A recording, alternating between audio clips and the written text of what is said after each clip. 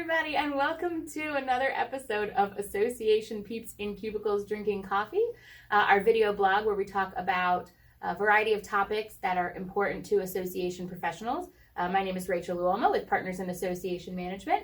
I'm John Ricca. Glad you could join us today. Excellent. So today's topic, John, is volunteer leadership orientation programs. We're going to talk about who's got them. We're going to talk about some best practices and considerations that we need to make as association professionals when we're looking at crafting or revising our volunteer orientation programs. But before we jump into that, shall we look at our Coffee of the day. Coffee of the day, everybody? We've got Lucky Goat Coffee Goat Tracks. Lucky Goat's a local Tallahassee brewer. It is expertly sourced, craft roasted, and passionately prepared.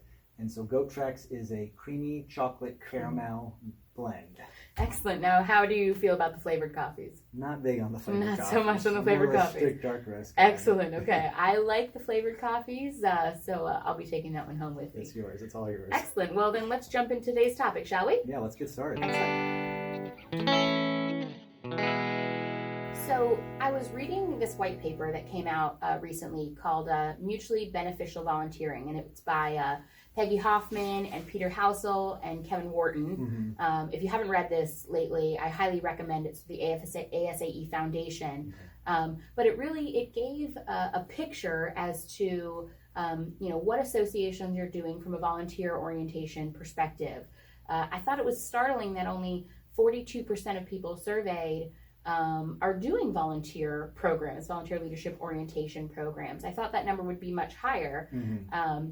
And on the flip side, of those that were surveyed, volunteers, only 36% are satisfied with their volunteer leadership orientation program. And so that's telling me a couple of different things. One is either we're not doing it because we don't think it's beneficial, or we're not doing it because we don't know how to do it. And then on the flip side, for those that are doing it, it's telling me that maybe we're not meeting the mark. Maybe that what our volunteers need and what we're providing, again, there's this gap, this disconnect. Right. And so, I think that's the first step in understanding what we need to be doing as associations to help bring on new volunteers and to onboard them to the expectations that our association is looking for and what we can do for them. Yeah, I think you're spot on there especially with expectations. It is pretty astonishing that 60% or close to it are not doing any type of board orientation, because how do your incoming board members know what's expected of them and how they're supposed to conduct themselves and what their responsibilities are if they're not getting that orientation Absolutely. and explanation? So knowing that there's a significant percentage of organizations out there that aren't training incoming board members, or their entire board for that matter, where do you suggest they start? Like what opportunities are there to get something going for those that are not doing anything right now? Yeah, so I think that's a good question, because I always go back to my CAE days. My Certified Association Executive, we both hold that credential offered through ASAE. And the biggest thing was, scan, plan, implement, and evaluate. And we talked about that. That was like the answer to every question. I thought you were going to start talking about domains and stuff. So No domains here. And so, looking at those things, and that's with any new program that you're creating or that you're revising, is you start with an environmental scan. And so you have to look to, what is your association currently doing? What have you done in the past? I also say look to other associations. Look to the resources that are out there. Look at this white paper, the Mutually Beneficial Volunteering white paper.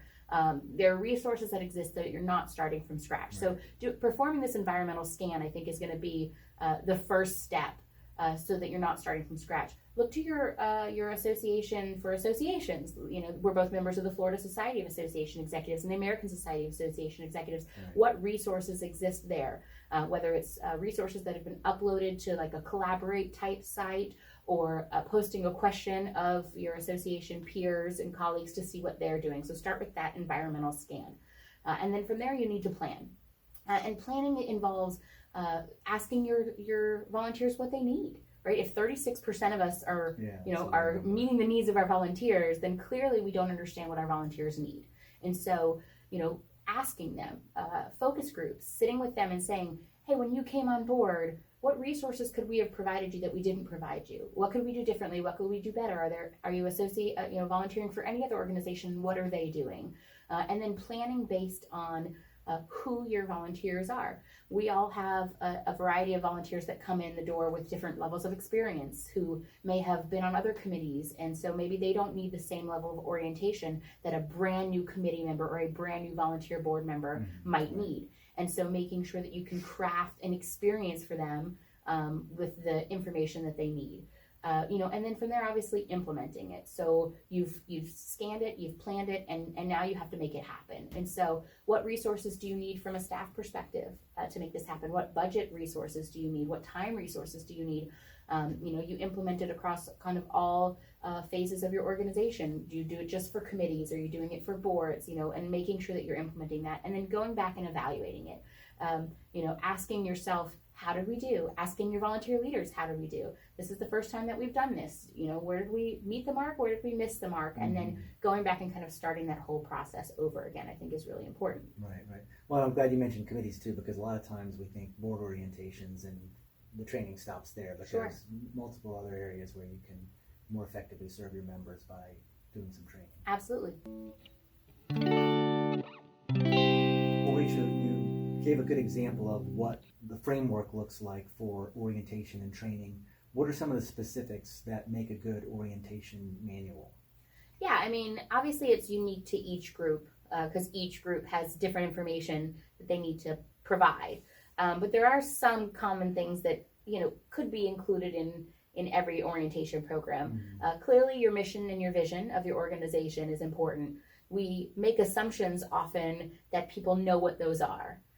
Just because they're members or they're willing to volunteer, that they know what those are. And so we oftentimes don't cover those, but that's really important because there are times, I know it's hard to believe, that as staff, we have to keep our volunteers in line. And having some things like our mission and our vision and our strategic plan handy and going over those in the beginning really help us to deliver the message that we may be off course. And so making sure that we cover what's our mission, what's our vision, where do we want to be in 3 years, and how the work that we're doing that as volunteers is helping to support the mission and to work towards the vision. Does the organization have a strategic plan? If so, you want to cover that information so that they can see what are some of these strategies that we are working on as an association, and how do I or you as a volunteer fit into those strategies. And so oftentimes we gloss over some of those things, because we publish it on our website, or we may be living it day to day, and our board may be familiar with it, but our committees may not be familiar with it. And so this is an opportunity to educate our volunteers about some of those things that are the guiding principles of our association, which they are so passionately involved in. What are some things that you may have seen that need to be included in a board orientation or volunteer orientation? Yeah, I think you hit on a lot of important things. I think one of the key points is that we as association professionals and the staff, we're into the nuts and bolts of that stuff day in and day out. So it's second nature to us, but it's not to that incoming board member. So, but to get back to your question is, there's a lot of different components, and like you said, it's up to each respective organization. But having if you have a code of conduct or a code of ethics, with most organizations have, I think that's important. With regard to committees and talking about expectations, not only the charge of the committee, but what are the expectations? Does this committee meet monthly or weekly? Do they have in-person meetings that they're going to have to travel to, or is most of the work done by conference call? Things of that nature that for committee members and board members for that matter as well, help set some of those expectations. Obviously, you want to have your bylaws in that, budget and financials, so they're familiar with the overall health and from a financial perspective of the organization. So it can be tailored to whatever the leadership thinks what the staff thinks the volunteer leaders need to know. But those are some of the key things that come to mind. I've also seen really great orientation programs talk about communication a lot, and communication is key. And so making sure that your volunteer leadership knows what is communicated, how often that we are communicating, what mode of communication are we using, are they getting a regular email, are we having a regular conference call, and what information will be communicated on a timely basis. That's important. And then timelines, so especially for committee work, I think for board work, our strategic plan is a lot of our timeline. Right. Here's what we're working on, and here's our accountabilities and our timelines for that. But with a committee, if you've got a specific timeline, if we're planning a convention that, in 1 month we've got to have this done, and in 2 months we've got to have this done, and just communicating that, because that goes back to and lends back to the expectations you spoke about, and the importance of making sure that volunteer leaders understand what the expectations are of their role clearly, and that's been communicated well. Yeah, all great points.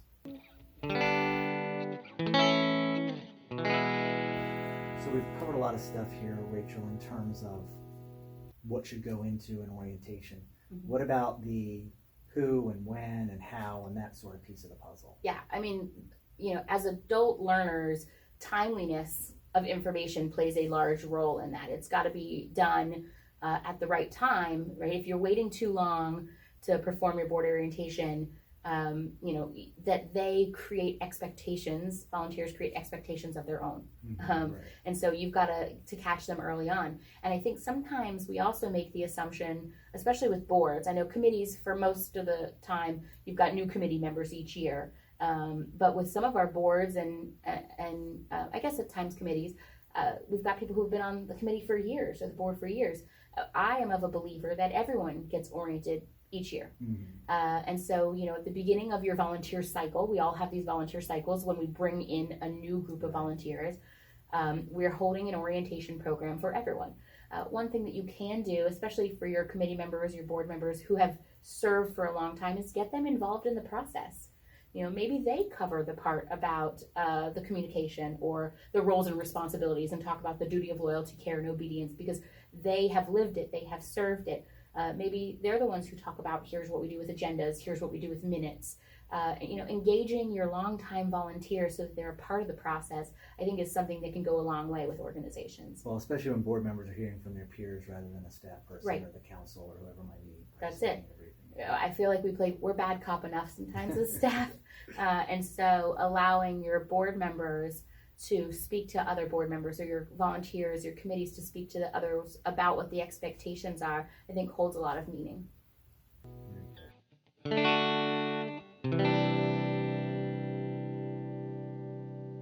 Well, I guess that's it for today. I mean, we've talked about orientation programs and who's doing them.